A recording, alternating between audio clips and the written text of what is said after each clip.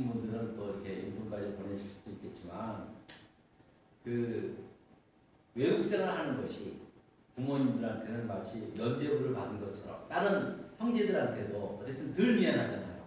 미국에 있다는 이유 때문에 굉장히 익스큐즈 되는 것 때문에 좀 이렇게 마음이 좀 약간 좀 편한 건 사실입니다. 사실. 네.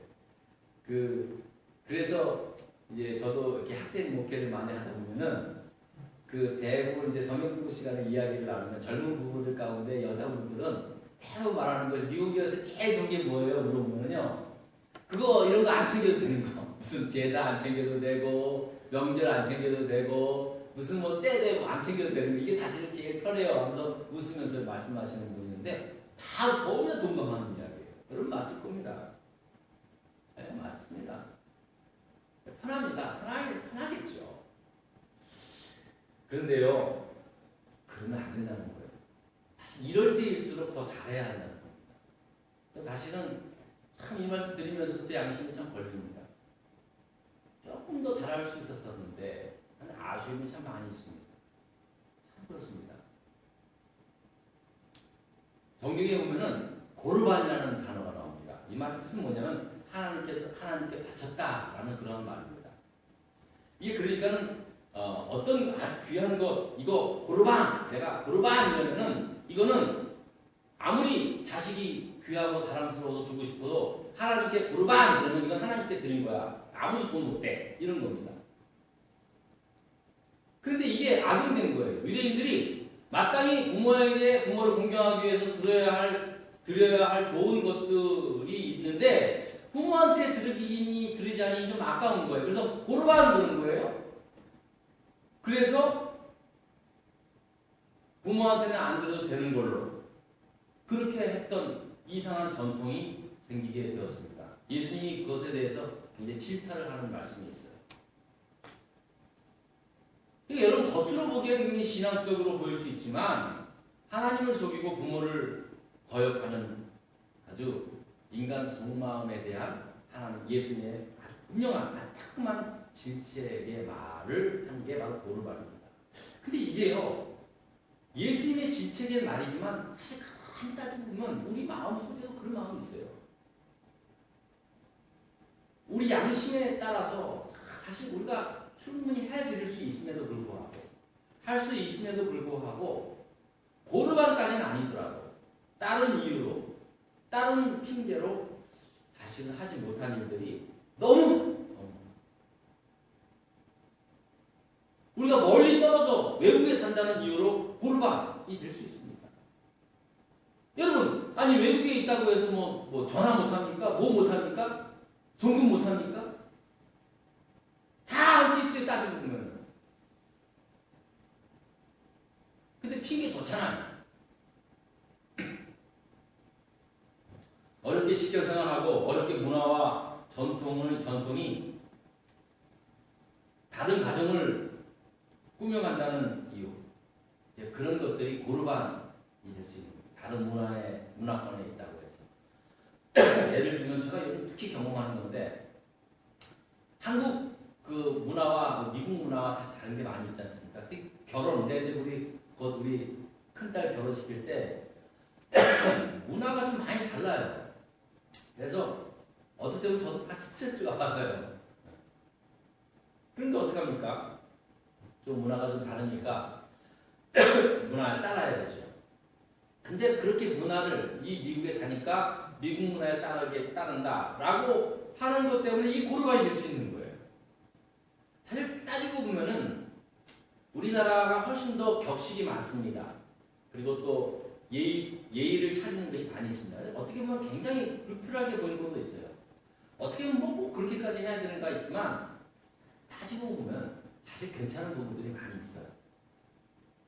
근데 미국에 사니까 좋잖아요. 고르반 우리 미국에 따를 거야. 미국 문화에 따를 거야. 그러니까 다 안 해도 되는 거예요.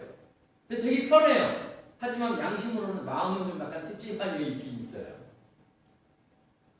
부모에게 행동하는 것도 마찬가지입니다. 생각하는 것도 마찬가지입니다. 난 미국에서 자랐으니까. 난 미국식이니까. 자꾸만 미국식의 문화로 고르반을 만들어버리는 거예요. 여러분들의 자녀가 그렇다고 생각해 보십시오. 차라리 다 포기를 하든지 하려면은 제대로 가르치면서 하든지 그건 여러분의 몫입니다. 그러나 분명한 것은 부모 공경하는 것 이것에 대해서만큼은 하나님이 책임지고 내가 이런 부모 공경 잘하는 이들에게 이 땅에서 잘되고 장수하는 축복을 주겠다라고 그렇게 말씀하고 있다는 사실입니다. 저는 분명히 믿습니다. 요즘 사람들 건강하게 오래 사는 것 얼마나 관심이 많은지 모릅니다. 얼마나 운동을 많이 합니까?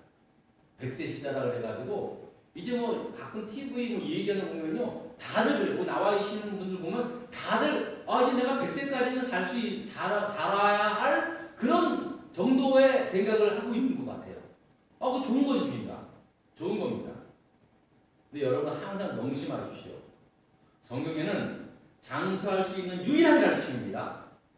이 땅에서 내가 오래 살 것이다 라고 장수할 수 있는 유일한 가르침 그건 부모 공경하라는 말씀입니다. 이것이 약속 있는 첫 계명이라는 말씀을 잊지 마시고 부모가 되었든 자식이 되었든 정말로 내 부모 공경하고 또 내 자식이 내가 네 부모니까 내가 네 엄마니까 아버지니까 나한테 잘해 라고 하는 효도 받기 위한 것이 아니라 내 자식이 하나님이 약속한 이 축복들을 받고 누리기 위해서라도 여러분들이 효도를 가르쳐야 돼요. 해라고 해서 하는 건 아니지 않습니까? 그래도 임금님의 지혜처럼 그 작은 일에도 잘했다 칭찬하고 일부러라도 내가 내 돈 들여서라도 자식들이 부모를 공경하는 그러한 일을 할 수 있도록 여러분들이 그렇게 지혜롭게 살아가실 수 있기를 부탁드리겠습니다.